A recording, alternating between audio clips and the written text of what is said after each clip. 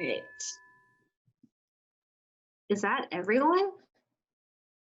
Huh.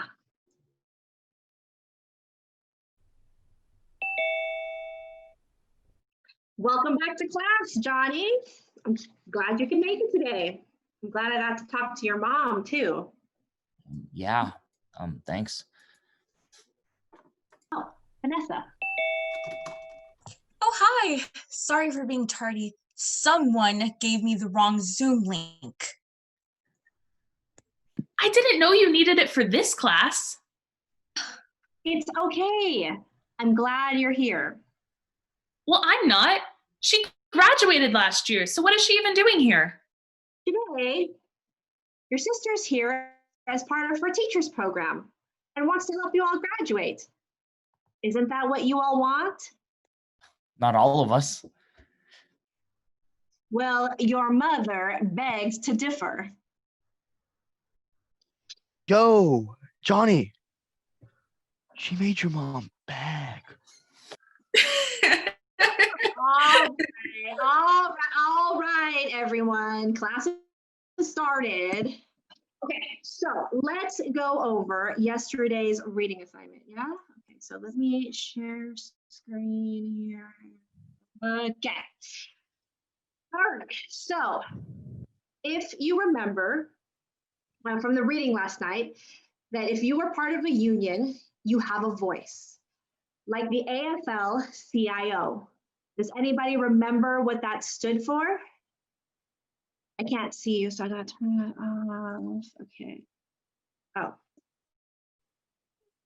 Okay, well, all right. Well, the AFL-CIO stands for the American Federation of Labor and Congress of Industrial Organizations.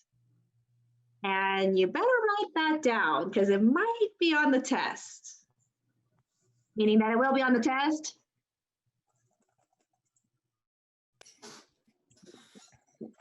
There's also a group called the Teamsters, and they were also I thought unions were all bad. Like, didn't they start hella riots and stuff? No, if you read the text, did any of you read the material last night? Really? How could you have read it? You're not even a part of this class. Miss V emailed it to me and I skimmed through it before logging in. How are we related? We don't even look alike. So Dad wasn't kidding when he said you were adopted. Ladies. Sorry, Miss V. Miss V? Anyway, yes, Johnny. Why do we even have to learn about unions? Or history, even? I mean, you adults say that we're the future generation, right? So if that's true, then how can being locked in learning about the past move us forward? Because, Johnny, if it was never for labor rights movements through the unions, there wouldn't be any 8-hour workday or 40-hour work weeks. There wouldn't even be any lunch hours or overtime pay. Then I thank them for it. Thank you, labor union gods, but I don't see how any of that is relevant to me, or to any of us. How many of you have heard of Cesar Chavez? And who would like to tell me about him? Okay, Vanessa, go ahead. Wait, hold up. She doesn't even go here. Well, then, would you like to answer the question, Ms. Zinchenko? Sure. He's that guy who built the street out in the Mission, right? No. He was the president and co-founder of the UFW, the United Farm Workers. Of America. Of what? The official name is the United Farm Workers of America. A lot of people forget that part. But I didn't. That was what I was going to say. The United Farm Workers of America. And they were a labor union that fought for the rights of the farm laborers in the Central Valley of California. And Cesar Chavez. And Cesar Chavez started the grape strike in 1965, which eventually led to the largest labor movement that this country has ever seen. Almost 100% correct. I'm sorry? Oh my God. Well, you Did I just hear that correct? Almost 100% correct? Hold on. no screenshots are allowed without everybody's consent. I'm sorry, everyone. It's just that no one's ever told her she's been wrong before, and I had to get a screenshot of Vanessa's face. You know the rules, Janae. Delete it. Now. Are you sure, Miss V? I want a scholarship for an essay about Cesar Chavez. Then you would have heard or seen the name Larry Dulai Itliong. A couple times. He wasn't even in our history book, so I figured he was just a minor character. Yeah. Miss V, Yes, Johnny. again, how is this relevant to me? How would you feel if I told you that one of the people to change the direction of American labor was Filipino? Cesar Chavez was Filipino? No, he wasn't. But Larry Itliong was. He was Filipino. And that's the homework for tomorrow, to do some research about him. But my smarty ass sister just said he's not even in our history book. You do know that the internet is more than Twitter, Instagram, YouTube, and TikTok, right? It is. Yes, Janae, it is. And we are going to make history relevant. I was going to save this for the next class, but go ahead and please, everyone, open that PDF. Ooh, is this for a movie or something?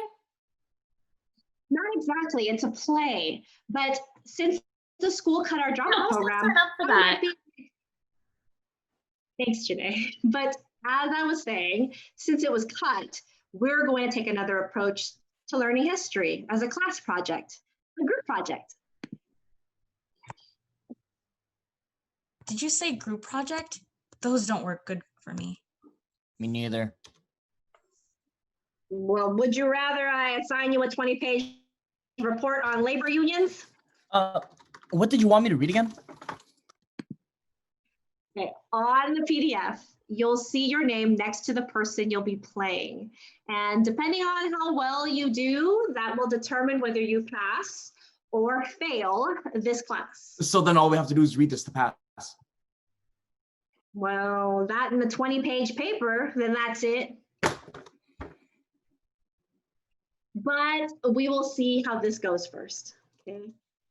Janae, you're the first on the top of page 1. Okay. The manongs, or elder men in the Filipino language of Ilocano, were inspired by their teachers or recruited by agricultural to work in the United States. On December 20th in 1906, they came to work in the sugarcane plantations in Hawaii. And in the 1920s and 30s, about 100,000 Filipinos, mostly men, either came from Hawaii or directly from the Philippines to mostly work in the agricultural fields of California. Or in the canneries of Alaska. A lot of them were under 20 years old. All of them promised to send money back to their family. Or send new American-styled clothes. Some promised to get an education. A promise that a lot of them didn't get to keep because of the constant need to find jobs despite the discrimination they met. The Filipino race was the most worthless, unscrupulous, shiftless, diseased semi-barbarian that has ever came to our shore. Was written in a California newspaper during the 1930s. Anti-miscegenation laws prevented Filipinos in America to marry white women, so a lot of these manongs were not allowed to have families. Since this was during the Depression, these manongs were often beat up and accused of stealing jobs from Americans. So a lot of these men started to work for sometimes less than $1 a day. Less than $1 a day to work in 100-degree weather. Sometimes for 10 hours at a time, stooped over cutting asparagus. Breathing in the kind of dust that would line a manong's socks. Manong's lungs? Manong's dignity. Sometimes the field had no bathroom. So they just went. And when they were thirsty, there would be one tin cup. One tin cup wrapped in dusty clothes. wrapped in clothes, and hid under a shade. So when it was time for a drink, When it was time for a drink of water, each worker in a group of 40 or 50 men would use that cup. That single tin cup to get some water to refresh himself. and herself, And then they kept working. And kept working. kept working. Working. Together,